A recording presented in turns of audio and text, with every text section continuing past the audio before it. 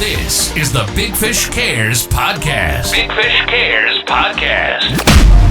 And here's your host, Benny Fisher.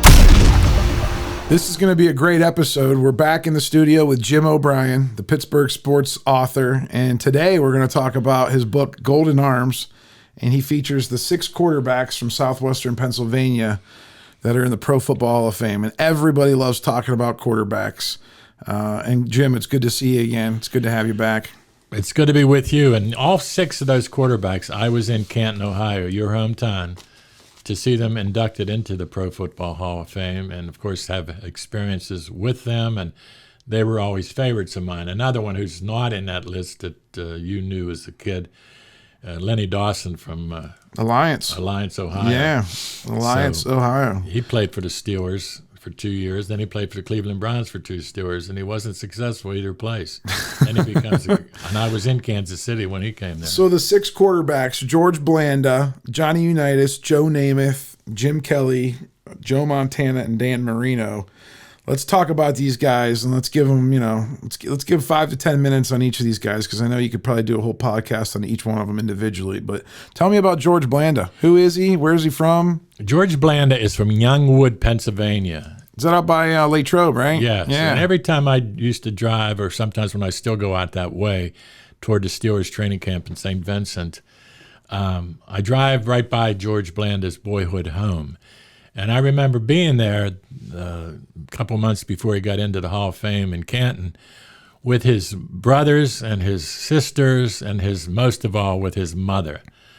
His mother was in her 80s, and she's out mowing the lawn of the house. I still can picture her.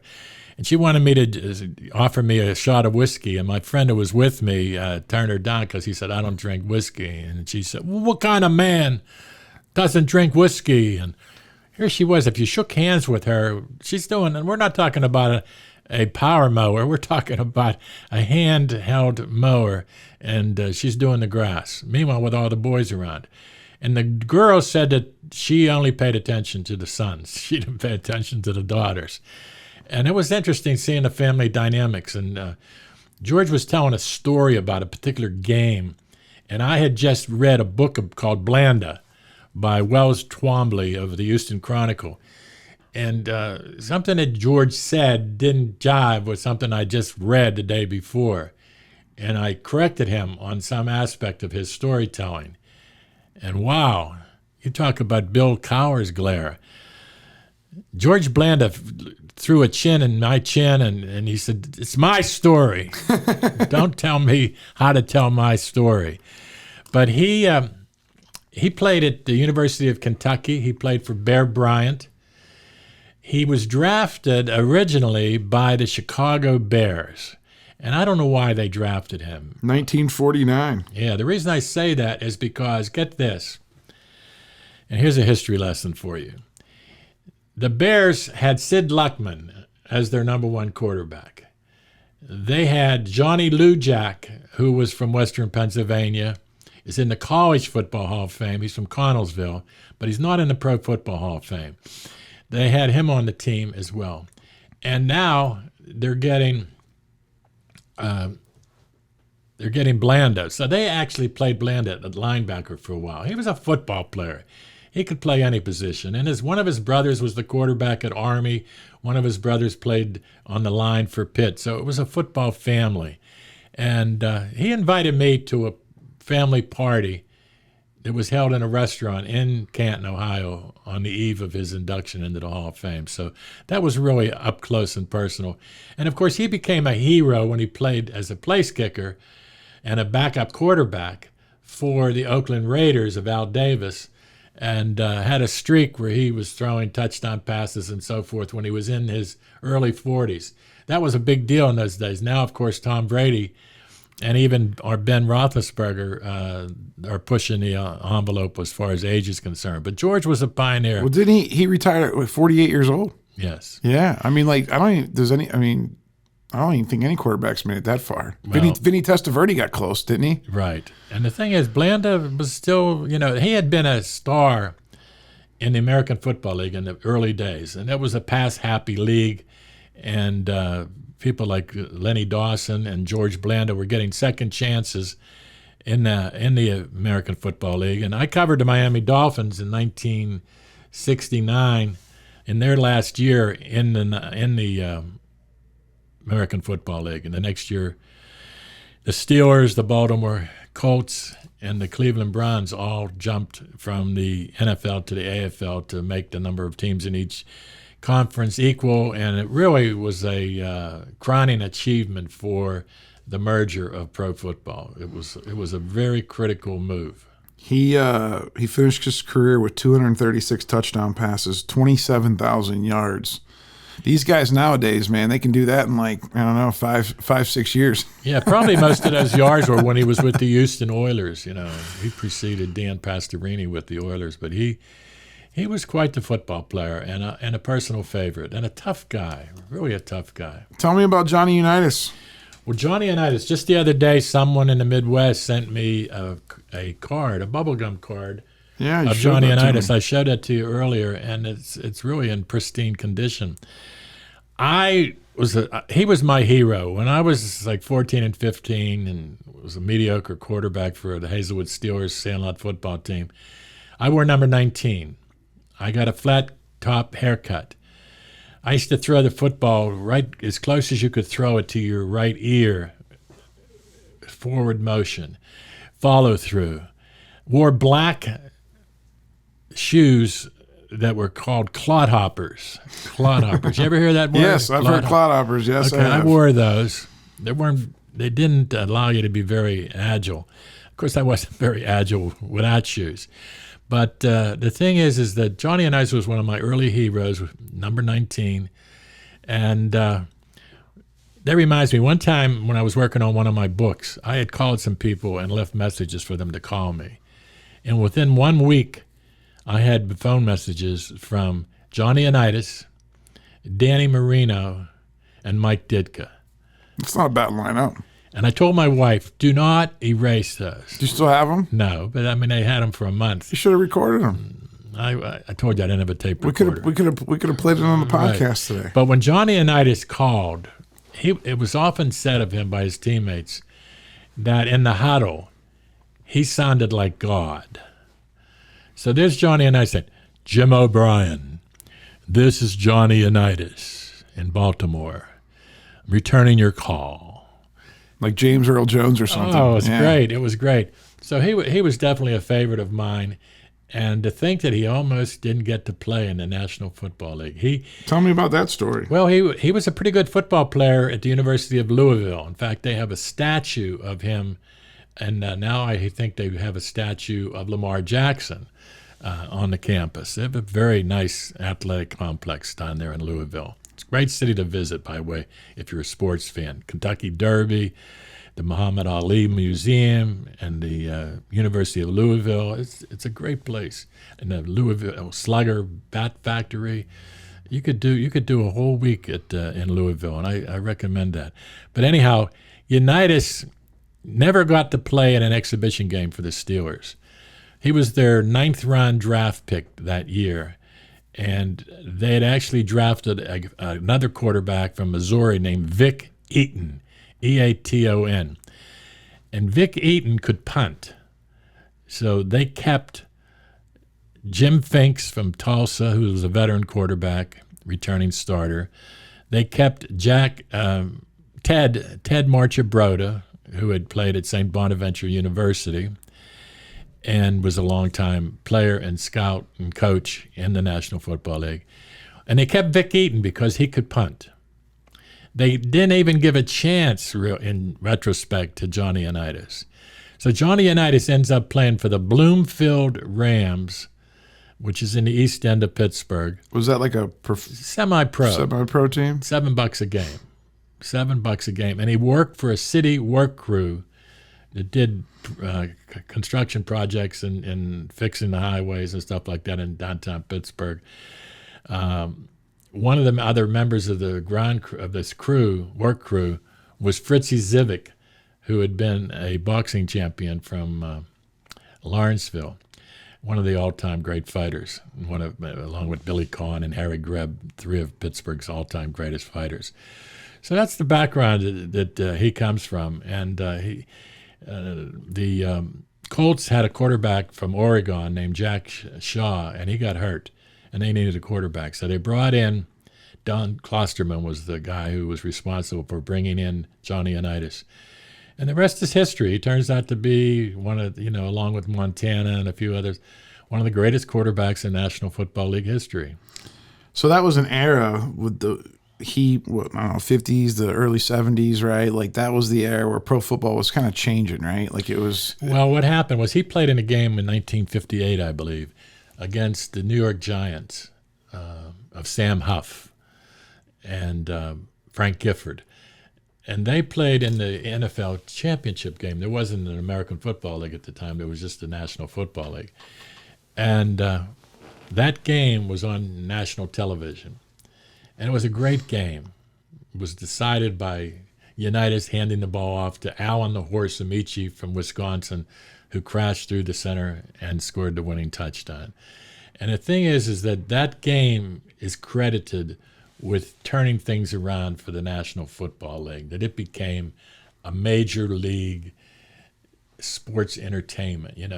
There's a time in our history where newspapers of the caliber of the New York Times and so forth used to cover horse racing on a regular basis, used to cover rowing, had a rowing writer, and wow. Boxing. I don't think that wouldn't fly today, rowing. No, those were all big. Although one of the best books you ever want to read is the book Unbroken, which is a book it involves some rowing as well. But anyhow, things change. The Steelers used to be lucky if they could get a paragraph in the paper. Pitt was the big deal. Carnegie Tech was even bigger than Do you think that, what was the mindset, as the Steelers were, playing, going in football, you were watching, you were a Steelers fan, I'm assuming, growing up. And then as Johnny Unitas, slips away from Pittsburgh, right? He goes to Baltimore, right? It was Baltimore, right? It wasn't Indianapolis, Baltimore. Right? It was Baltimore. Not that far away, a couple hours. And as he gets better, was there people in Pittsburgh like, oh, man, we had Unitas. We could have been. Well, it's like the Dan Marino situation all over, preceded that. But one time, Johnny Unitas was riding through Brookline, which is where he grew up in that area, Mount Washington and so forth. And he stops at a red light, and in the car next to him is Mr. Rooney, Arthur J. Rooney Sr., being driven by one of his friends. And Art Rooney winds the window down and says to Unitas, "Hey, Johnny, keep playing great football. We're rooting for you." That's the way he was. He was a guy who would go to the racetrack for horses, and even when he didn't win, he'd tell people he had a great day.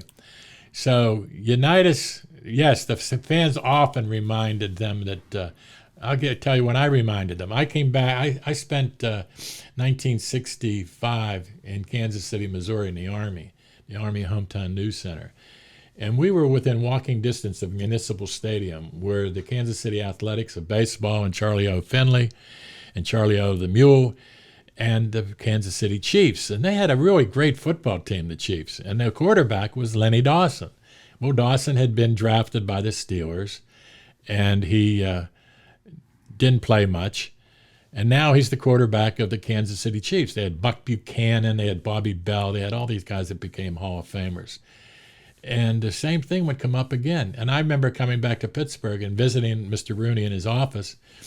And one of his friends was Bill Burns, who was the anchor man at KDKA television for 20-some years, father of Patty Burns. And I came in there and I told Mr. Rooney what a great team the Kansas City Chiefs were. I did spotting for Charlie Jones and Jack and Paul Christman on television and made some extra money, got to eat decent food when I was in the service by going to Municipal Stadium on weekends.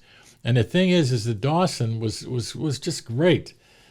And I said to him how good he was, and Bill Burns said, "How good could he be? We cut him." And I said, "Hey, you cut Johnny Unitas. So don't be telling me that that's an indicator that he can't be that good." And the thing is that he definitely was that good, and the Chiefs were that good, A couple years later, I'm covering the Chiefs against the Minnesota Vikings in the 4th Super Bowl in New Orleans, and show you how things change. I was right up against Lenny Dawson in the clubhouse afterward in Tulane Stadium. Today, you're doing interviews by Zoom. Yeah, no, it's crazy. That was what Johnny Unitas was Super Bowl 5. Back up a couple of years, Super Bowl 3. That's when football became famous. Right. Well, he and Earl Morrall. Joe Namath. Earl Morrall was the quarterback and Unitas in that. And Morrall had played for the Steelers as well as the Detroit Lions and so forth. Earl Morrall was a classy guy. So, by the way, and Shula was the coach, and he loses, and he gets the job with the Dolphins. So, by the way, Johnny Unitas, just for the fans at home, 290 touchdowns, 40,000 yards, played for a long time.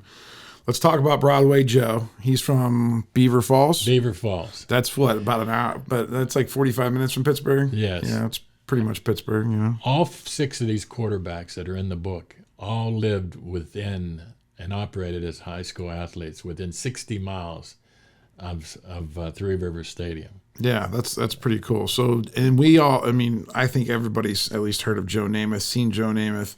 I have his helmet here on my table here. He's the one that brought the entertainment, right? He's the guy that wore the fur coats, right? Tell me about Joe Namath from like a Pittsburgh perspective.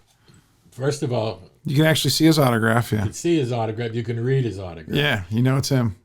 Arnie Palmer was his influence in regard to signing. Okay. Arnie Palmer told him, if people are gonna ask you for your autograph, you owe it to them to write an autograph that they can read, and 20 years from now they'll know who signed it. So, Joe Namath.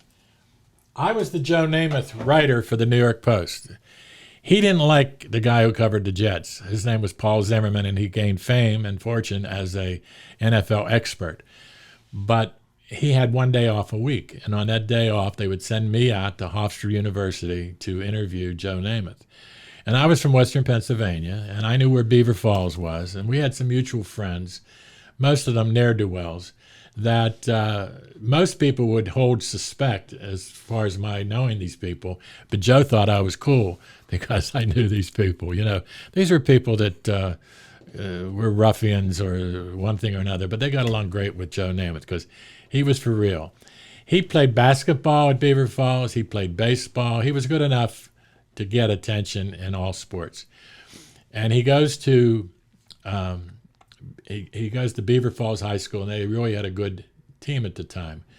And Namath was a character. He was just funny. And I interviewed all of his boyhood friends and so forth, and they all told funny stories about Joe Namath. Well, Joe Namath went to He's like Alabama. He's like your age, right? Yes, yeah, he's that old. He went to that young. He went to Alabama, where he played for Bear Bryant. And this is an interesting tidbit. The year before, Bryant had been the head coach at Kentucky when George Blanda was on the team. So this guy had some quarterback pedigree. He knew how to find a good quarterback. Well, he also, the guy, Larry Bruno, who was Namath's coach at Beaver Falls, somehow managed to get an interview or talk with Babe Perilli, Vito Babe Perilli from Rochester, PA, who played at University of Kentucky for Blanda. So Vito Babe Perilli tells Larry Bruno how to run Bear Bryant's offense. And now, Namath didn't start at Beaver Falls until his senior year.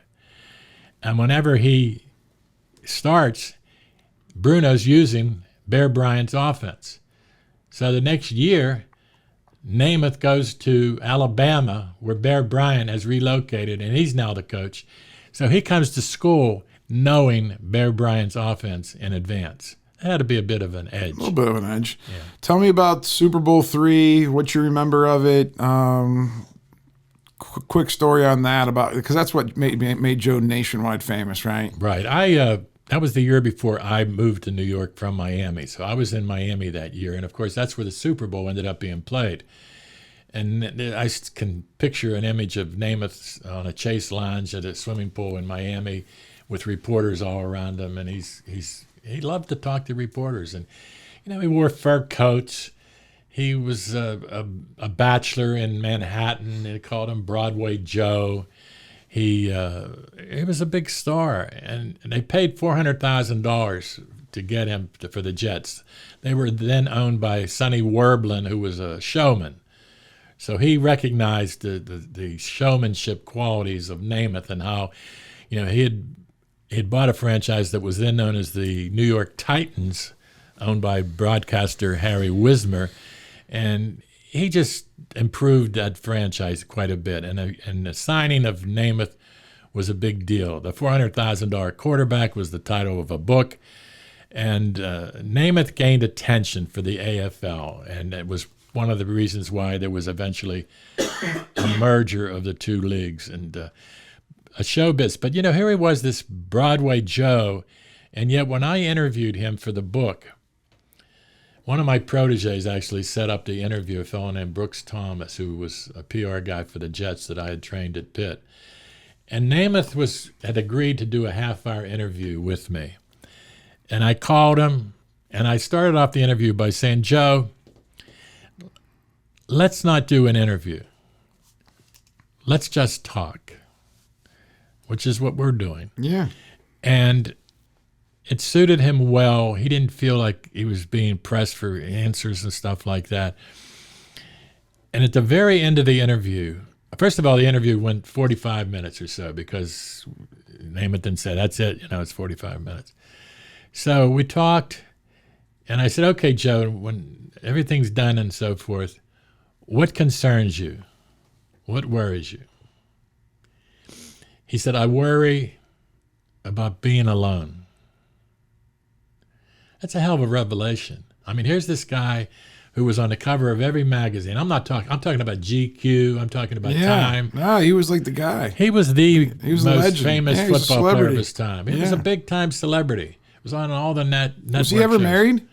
Was he ever married? Yeah. Yes. Yeah. Multiple times? I've met his daughter. That's another trick. I remember him out at Beaver Falls one time for a banquet, and I recognized his daughter, and I went, and Namath wasn't doing any signings. He was very good with all the people. He helped them raise money for the Larry Bruno Foundation and so forth, but he wasn't going to sign anything. Yeah, because he wants that value to go up. And I brought one of my books that I had written, and I've made friends in a hurry with his daughter. And I signed a book for her and gave her this book that had her dad in it. And I said, I was wondering if you could get your dad to come in there and behind closed doors and sign this for me. And she said, stay here. And she got me the interview. So you do whatever you can. That's good, man. And I remember that night at the Beaver Falls banquet, some young woman from Robert Morris got a scholarship. She was a Beaver Falls student. She got a scholarship from the banquet, and she was majoring in medical engineering, like where she would monitor the operations in the operating room. And Joe said, he said, I majored in that at Alabama. And then he said, the writers used to ask me, is it true, Joe, that you majored at Alabama in crocheting? Did you major in crocheting? Is that true? And he says, no, crocheting was too difficult. I majored in journalism.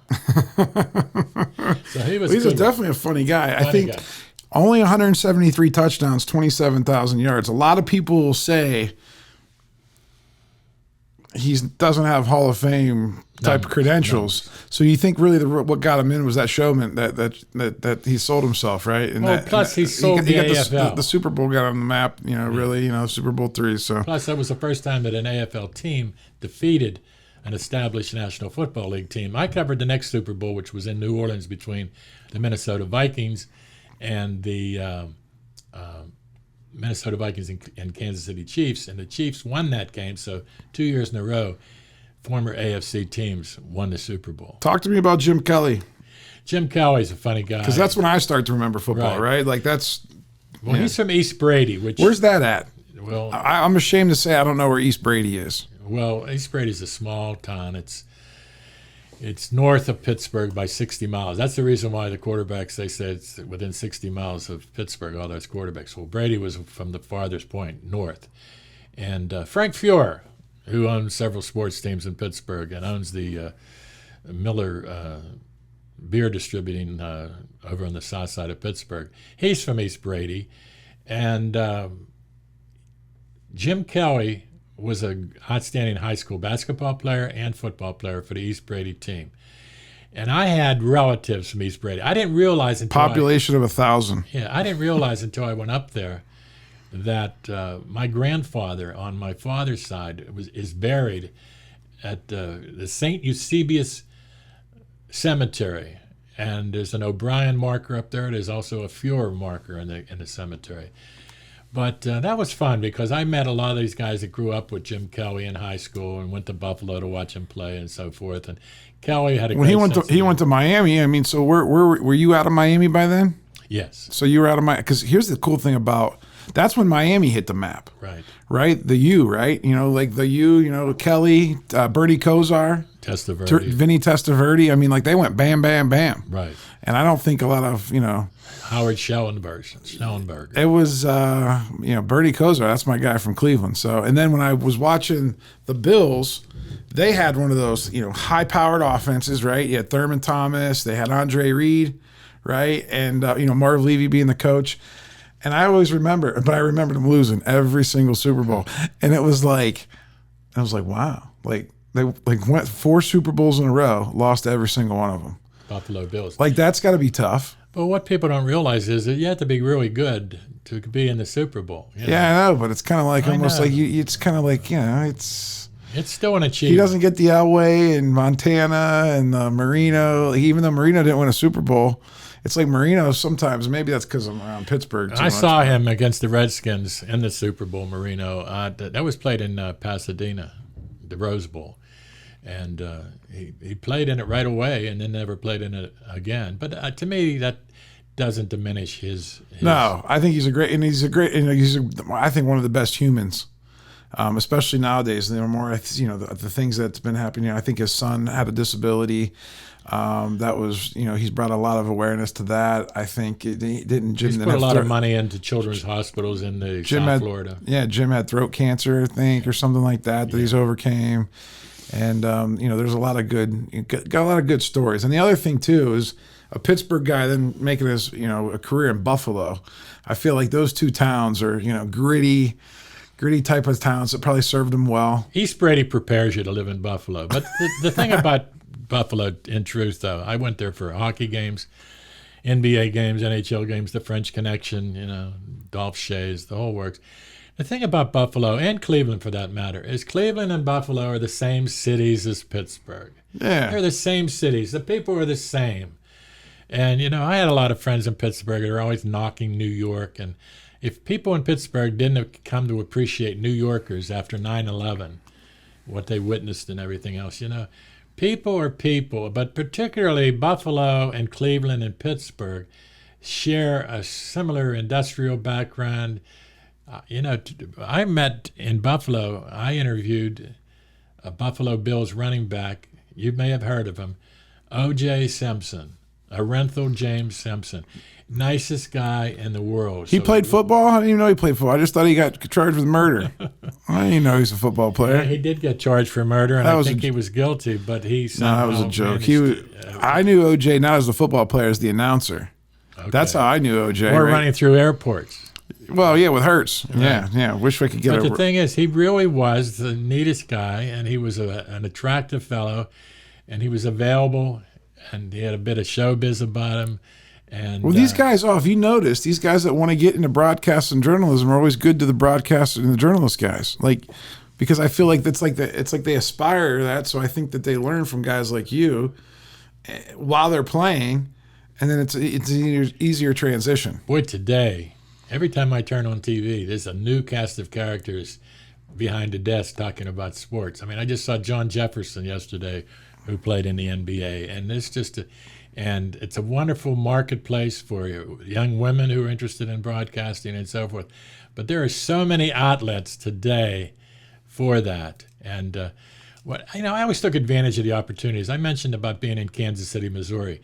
I used to go out to Municipal Stadium and help out in the press box for the A's baseball games. I got first time I had a chance to watch the American League, and then I got to eat in the press room. Well, I was getting $8 a day to eat at the Army Hometown News Center, so to be able just to eat and get a $10 or $15 from the announcers for helping them out. And in football, I actually spotted for I mentioned Paul Christman, who was a great quarterback for the St. Louis Cardinals when they were the Chicago. Maybe he was with the Chicago Cardinals, but he had played at Missouri, and I took advantage of those opportunities. Bino Cook introduced me to the right people in those communities. Roger Valdesari was the PR guy that year for the Chiefs. The only year he was ever the PR guy there. He was at Notre Dame before and after.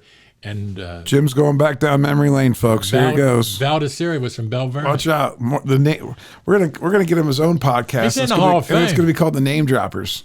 We talk about that every show. It's like he comes up with these names. His recollection. I'm being able to pull these names up. I mean, sometimes I struggle with who I talked to yesterday, and it's like you're so sharp with these names, and I feel like they're here. And I feel like if they were listening, man, they'd be all proud that they're still getting talked about. Well, Roger Valdesari had a great smile and was a very respected man. And that's awesome. The way you talk about people is truly a blessing. It really is. Valdesari is the one that called Joe Theismann. Well, and then that changed forever. I met Joe Theismann at Gibson's Restaurant in Chicago. I was at a sports card convention, and when I'm in town, all the other sports guys are in town because they're doing the autographs. And Lawrence Taylor and Joe Theismann were eating next to me, and I had a good conversation with both of them. But let's stick to the quarterbacks. But he changed the name to Theismann. Yeah, because he wanted to win the Heisman, right? Right. Yeah, but he didn't win, did he? No. Dan Marino. Let's talk about Danny Marino. He's a Pittsburgh boy. Where'd he grow up at? Parkview. Where's Parkview at? You got to quit saying where's something at. Well, where's it at in that? Yeah, downtown? I don't know, North Shore? Yins. Sorry. Danny Marino's. Where's it located? What's my English supposed to be? Where's that at? Where is that located? Where is that located? Okay, that takes too long. Where did he grow up? Where's that? Hey, listen. Yeah, I didn't go to college. I know a guy that says I didn't go to college. I got like C's and B's in English. You know what I mean? Okay. Like it's. All right. But tell me about Danny Marino. We'll work on it. We're going to get better and better as we go along in this series. Danny Marino grew up on Parkview Drive, up on right off of the Boulevard of the Allies, where Boulevard of the Allies reaches Shenley Park. So he was right up there in Oakland. Well, he could go across the street from his home. I've been there for dinner, spaghetti dinner with the Marinos when he was a senior at Pitt. He could walk across the street on Parkview to St. Regis Catholic Grade School, where he played football. He could walk down to the end of the street to the football field where he played, Frazier Field. It's now called Danny Marino Field, overlooking the J&L Mill once upon a time. He could walk from his home to Central Catholic High School in the heart of Oakland, up on Forbes Avenue. And he could walk to the University of Pittsburgh. So he could walk to grade school, high school, and college. And when he was in college, when he was at Central Catholic, he was drafted by the Kansas City Royals as a pitcher. Baseball.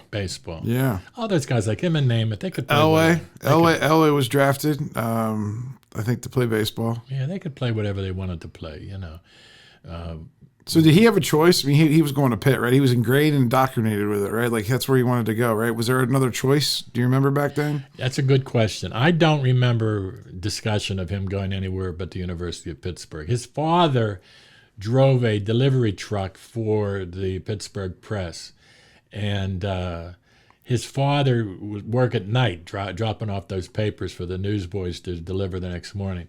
And the thing is that Danny's father used to come to Pitt Stadium in the afternoon when they were practicing, and he'd sit up in the stands. He might be the only guy in the stadium watching his son play.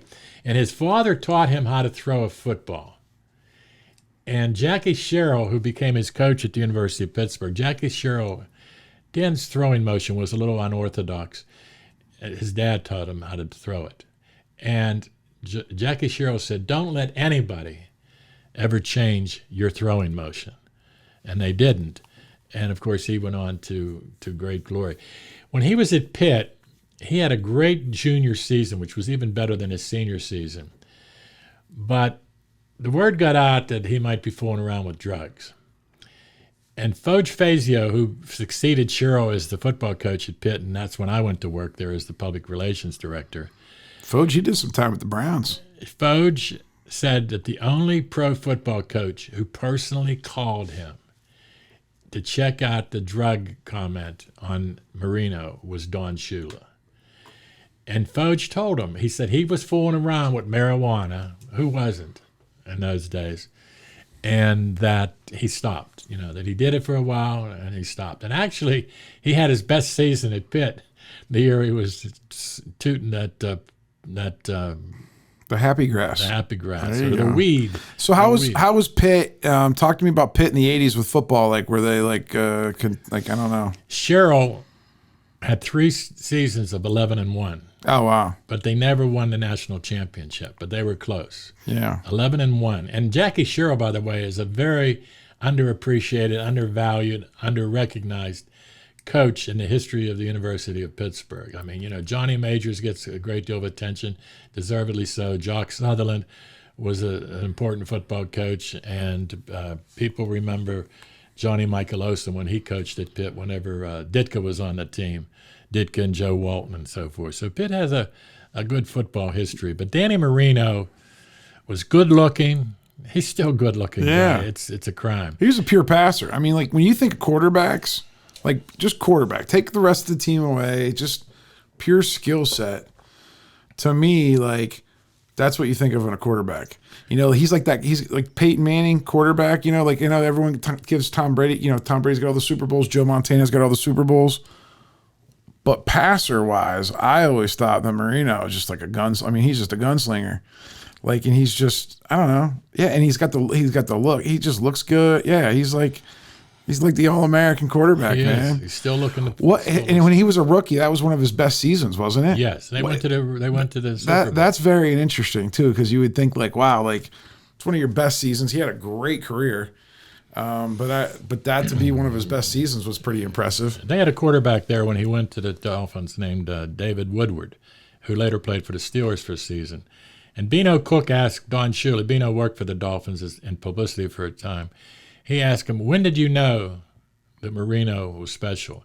He said the first day he showed up for practice, he said he was standing next to David Woodward and they were throwing the ball, and you could tell right away that he was superior to Woodward as a thrower. That's one of the things that people should look at when they're watching the Steelers these days. Is if you're being forgiving for Ben Roethlisberger these days, watch Ben Roethlisberger operate these days and then watch another NFL game. And you will see a noted difference between the way he controls the game, the way he throws the football, and so forth. I mean, he's not firing into tight spaces and so forth like he once did. He manages it. He manages it, and he needs to have shorter passes, and he plans ahead a little bit more. The older we get in life, the more you have to plan. You told me you're up at 6 a.m. to get here at 8 o'clock. So like I get it. It's all good. Let's talk about probably the most decorated quarterback in Pittsburgh, southwestern Pennsylvania. Lore is Joe Montana, with 4 Super Bowls. Coming out of New Eagle, Pennsylvania, where I'm very familiar with. When I moved from Canton to the Pennsylvania area, that's where I moved to Monongahela, and so I got to spend 5 years down there and hear about all the stories from everybody that watched him and that knew him. And he lived on Parkside. Yeah. I always thought that was interesting that he was also Italian, like Danny Marino. He lived on Parkside in Monongahela. No, he was born in a hospital in New Eagle, PA. Yeah, that's a small stone's throw away. But he grew up in Monongahela. And of course, the people in Monongahela, they complained that Joe didn't remember where he came from, that he didn't come back enough to suit him and everything else. And the thing about him is Joe Montana, and we still see him advertising Guinness beer, which is a real interesting dichotomy. Italian boy from Monongahela touting dark beer from Ireland. Because he used to say, when people said, how do you explain the fact that there's all these great quarterbacks from Western Pennsylvania, Joe and Mike Ditka, and they used to say, it's because of the Iron City beer. And it wasn't that they drank Iron City beer, it's because their mothers drank Iron City beer and gave birth to them. And they had good genes. They were tough, yeah. What do we know about what do you know about Joe that nobody else knows? Because I mean, there's lots of stuff published on Joe, but give us some insight. Well, the thing that I got to meet Joe at a banquet that they had in Pittsburgh. Huntington Bank sponsored a dinner where they had the quarterbacks from Western Pennsylvania there to be honored, except they had Blanda's wife because he had died. But Joe really came off well at that banquet. You know, he talked well. And there was some suspicion for a long time that he wasn't the brightest bulb in the room and so forth, but he's come a long way. And when he was at Notre Dame, there was a time when he was 7th among the quarterbacks on the team. Wow. So he moved up quite a bit. And I saw him beat the Cincinnati Bengals at Pontiac, Michigan in the Super Bowl. He was the most valuable player in that game. He's known for the catch where he threw the ball into the end zone to Dwight Clark, and Clark, who recently died, made this great catch that is one of the iconic plays in pro football. And Joe Montana has become one of my favorites because he's just easy to talk to now. He was difficult to talk to. Some people don't realize, like, for instance, Danny Marino is uncomfortable when surrounded by a lot of people. He just is. It's just his nature. It's not that he's difficult or he's trying to play, a one-upsmanship on anybody. It's just that he's uncomfortable in a crowd. And yet he played so well with 60,000, 70,000 people and so forth in the Orange Bowl. Yeah, I mean, Dan Marino, 420 touchdowns, 61,000 yards. I mean, that guy could put up some numbers. Joe Montana, only 273 touchdowns, 40,000 yards. But those 4 rings, man, they elevate you quick. I was watching a celebrity golf tournament once on television, just one of those deals where you're watching TV and it comes on. And so I stayed with it. And it's the place where in Reno that Ben Roethlisberger made his mark. But anyhow, Marino's walking down the fairway. He's playing golf. And somebody on the sideway of the fairway, somebody throws a football to Danny out in the middle of the fairway. He catches it. The guy takes off, running down the fairway.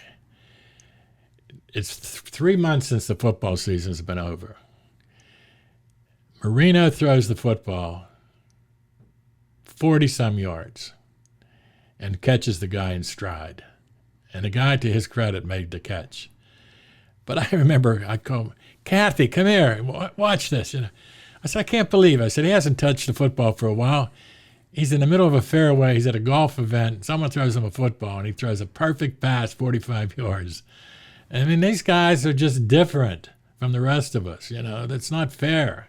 Did you know that, does he still own part of that restaurant, Anthony's Coal Fire? Yes, he does. I see his picture all over there, and I know that's down in your neighborhood, and I like it. It's got good pizza, good wings, but all these guys are in the restaurant business a little bit somehow. That one's successful, though, seems like. That was successful, and Shula's Steakhouse was also successful. Yeah. They had several different outlets. Don Shula is the first, and I know we got to wrap this show up, but Don Shula was the first person that I remember as a young kid being in Canton when Don Shula got inducted into the Hall of Fame.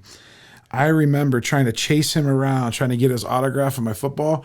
And they would, that's when the enshrinees would go out during the game on halftime, and they would have a van. They'd be in these like old conversion vans, and they would drive him around. But I would always remember, then they'd go to the press box right after halftime, because then the guys like Lynn Swan and Al Michaels would like do the interviews and whoever's, announcing the game.